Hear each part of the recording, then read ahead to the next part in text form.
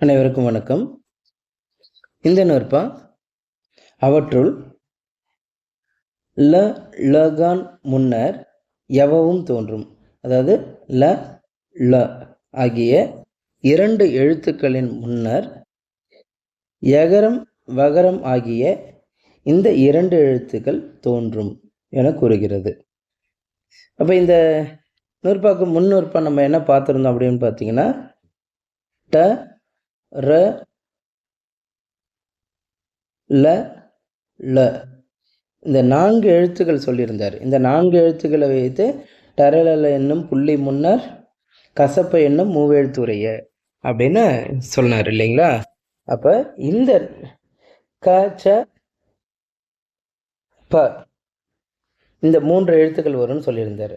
அப்போ அந்த 4 எழுத்துக்களில் இந்த 2 எழுத்துக்களுக்கு மேலும் ஒரு கூடுதல் விதியை சொல்கிறாரு.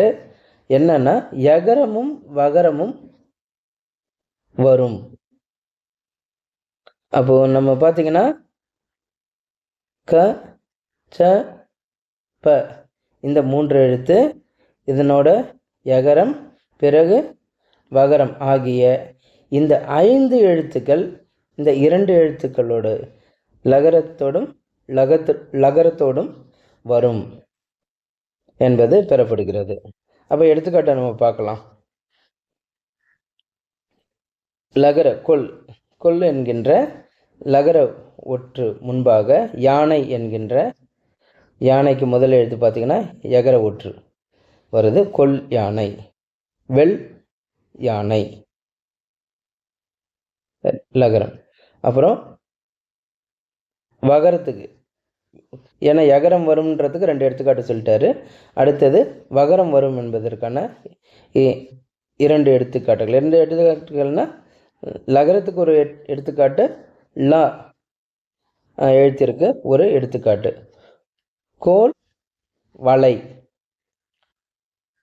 வெள் வலை என வருவதாக சொல்கிறார்.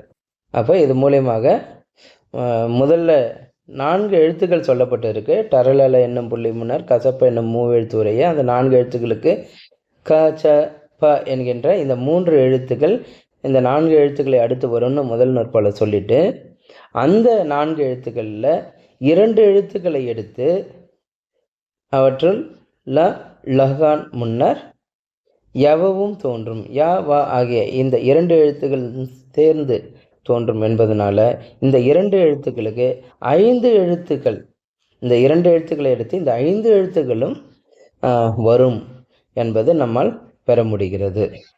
அதற்கான எடுத்துக்காட்டுகளை இங்கே உரையாசிரியர்கள் கொடுத்திருக்கிறார்கள். நன்றி, வணக்கம்.